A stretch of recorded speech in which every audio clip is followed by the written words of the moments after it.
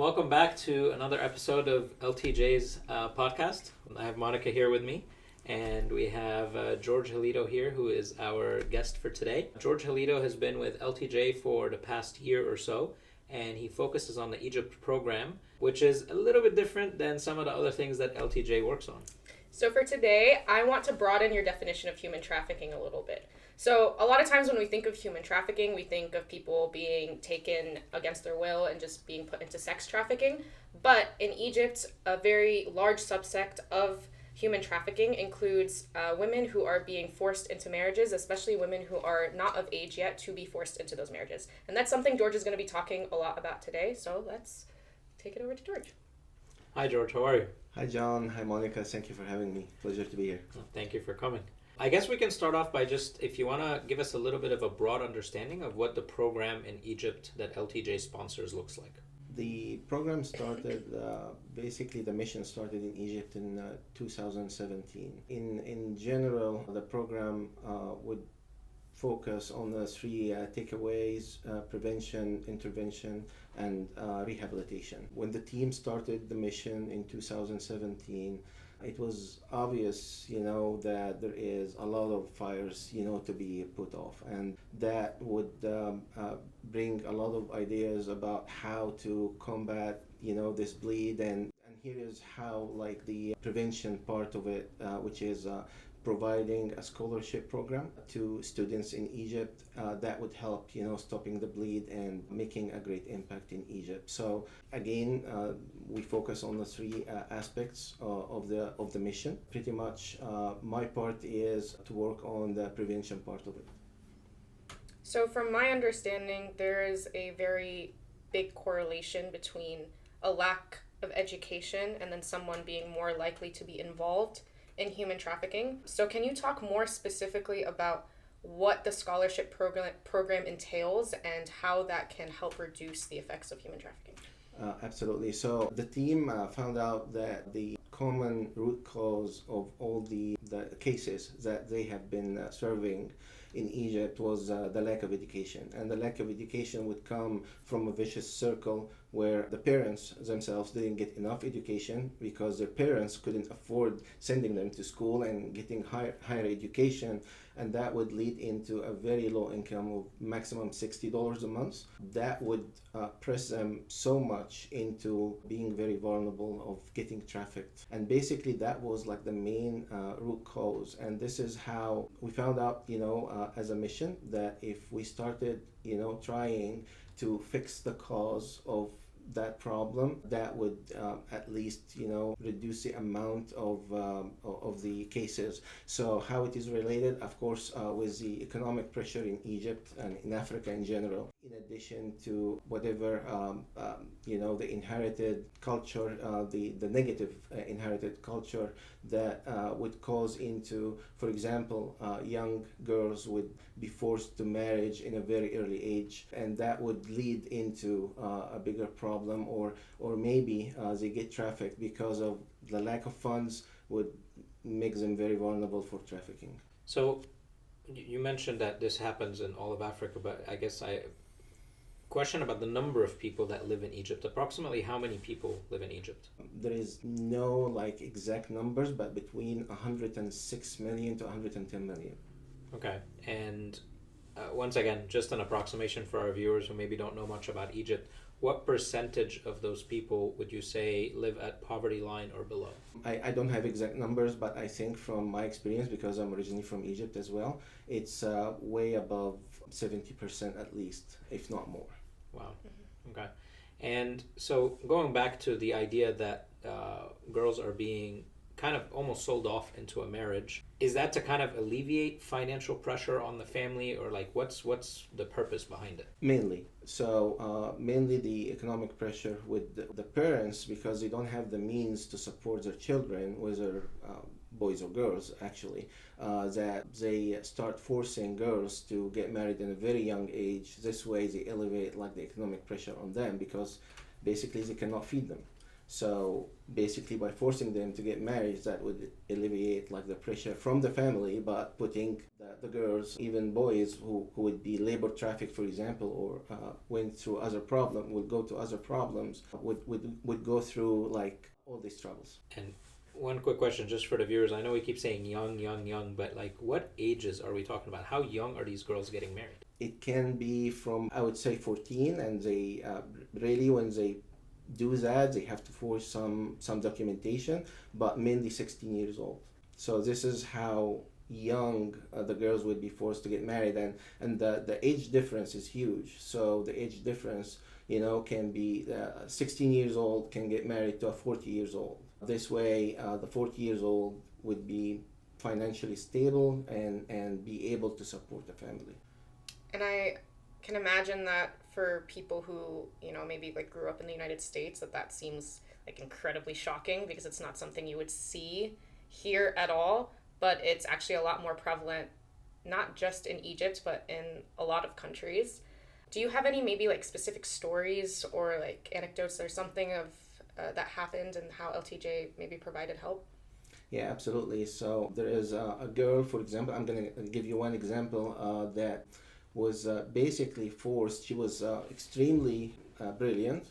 She got marks, very good marks in the high school, and she would have been able to join medical school if she wants, or any college that she wants. And her father couldn't afford sending her to medical school for sure, or any other college. So he forced her to go into like a very low standard institute, and really there was no future for that. And and later on he even forced her to quit the school and to get married in a very young age to someone that she doesn't know. This is where she learned about LTJ, and she applied for the scholarship program. When the team approached her and they told her that you got approved and LTJ is going to sponsor you and grant you the education program, through the education program, the scholarship, she burst in crying. And when the volunteers started to ask her, why are you crying? You should be happy, you just got a scholarship. She said, because really I gave the Lord, I told him, if I'm not hearing something today, I'm going to take my life. So this is where the answer came through LTJ. This is basically the mission that we are proud of, that this would be like a lifeline for young girls and students in general, boys or girls, to give them a better life and to protect them from getting into trafficking. Forcing marriage at a young age is a kind of one sort of trafficking, basically. Does the scholarship program only provide money, or does it also provide other services? The scholarship is not focused only on money. So yes, it does cover tuition. So we try to cover between 70 to 90% of the student expense. In some cases, we cover 100% of the student expense to be granted like a full scholarship and get his education or her education. It all depends. There is a certain criteria for students that meet the criteria. They can get like the tuition, they get clothes, they get laptops, they get also any kind of accommodations that they need, because a lot of students would be, let's say, in Upper Egypt, but they got accepted, let's say, in Cairo, so they have to have a place to stay on. And this is where the program would cover all these expenses. We also provide students 2 times a year during Christmas and Easter closes for students, and everything is being done electronically. So, but in addition to that, we also have a seminar for LTJ where we bring all these students all together once a year. It's an annual seminar, and this is where we bring top-notch speakers and human development coaches, very well recognized from all over the world, from UK, from Dubai, and this is where we try to focus on getting these students to know the Lord's purpose in their life, how can they recognize their talents, more of I would say highlights on how they grow in everything, and this is actually the slogan of the annual retreats that we do, or the seminars that we do, to grow in every aspect. So basically, this is what we're trying to do. It's like a holistic development for these students to make them, I would say, recognize their value, recognize the Lord's purpose in their life, and actually the feedbacks that we're getting from these students after they attend those seminars is very overwhelming. So how come they started to express themselves more? How come they started to realize their value, their talents? How can they interact with each other and with the world around them? And basically, it helped them a lot because we also do like highlights on trafficking and how these children would be able to how these young youth would be able to recognize the methods of trafficking in Egypt and how they can overcome it. So it's not only helping them, but it's also allowing them to learn about how to help others, and so that the cycle can continue in a positive way rather than the negative domino effect that was kind of already happening. 100%. This is the main concept of the scholarship. The main concept of the scholarship, if instead of feeding someone a fish, is to teach him how to fish. And basically, by breaking this vicious circle and providing at least one member of the family of higher education, that would basically help this person, his family, and his community to take them a step further, above poverty line and be able to support themselves, support their families, and be less vulnerable to get trafficked in future. And how many people have taken a part of this program and have been helped by the LTJ program in Egypt? Well, I mean, when we started giving this scholarship program, it started in, I believe, 2021, if I'm not mistaken. Started with 6 students. This year we have 430 students. Oh, wow. Oh. And we are expecting this number to double next year. Wow. And are you currently able to provide the scholarship for all of them? Are you having are there any financial issues to cover that many people out of 6 to 430? How are you guys doing that? The Lord would provide. Basically, thanks to a lot of generous donors, we are able to provide that so far. Actually, I remember the co-founder was telling me that in a certain year, we didn't LTJ didn't have enough funds to provide for all students. But the concept is not to refuse anyone. Anyone that applies and meets the criteria will accept them. But that led into him or the LTJ to take a personal loan, just to pay for students because we didn't have the funds. And the Lord was good to provide, and we were able to get this money back and pay out the loan. But so far, generous donors were kicking in, and really it's $100 a month would be able to support a medical student to get him graduated from medical school. This is how $100 a month would make a huge effect in somebody's life in Egypt. I want to highlight something because you just said something that to a lot of our viewers, in the U.S., it's $120,000 a year for medical. So I just want to make sure that we put this in cultural perspective a little bit. So the schools in Egypt, there are public medical schools where people can go and attend, but you still have to buy your books. Like George mentioned, you still have to rent a place to stay. You still have to be able to eat and drink because you're not going to have enough time to. So the $100 a month is kind of paying for the living expenses of someone that can go to medical school. And that's actually what parents end up not providing for a daughter, right? They can't even provide the little mini living expenses. So we're not actually talking about $120,000 a year medical school, but even just that is not provided. What goals do you have maybe for these next few years? Because this is a fairly new program. You just said it started in 2021, and it's amazing how much it's already grown. But what goals, not just financial, but in general, do you have for this program over the next few years? For the coming years, we hope that the program would expand throughout Egypt.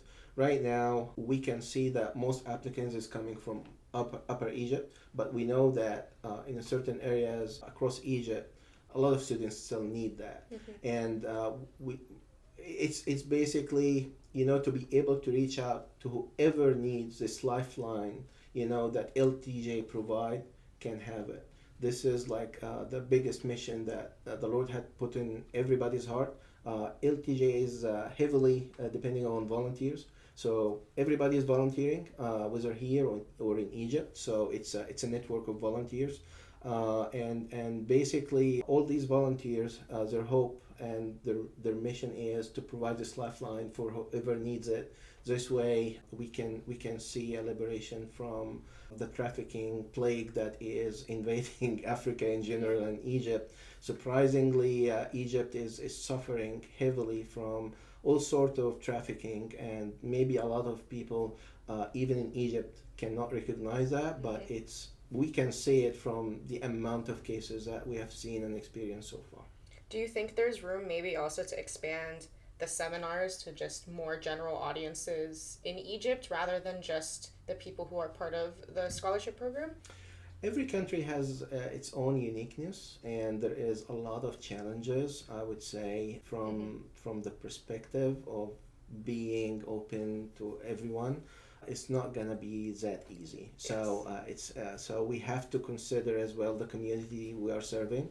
Every country has its own characteristics, its own challenges, but for sure, like the seminar right now is we are doing it once a year. Hopefully, yes, as you said, we can expand into this and we make it more frequent. And we are trying right now with the awareness through churches and through conferences to make people aware of the seminar, and everybody is welcome to join, of course.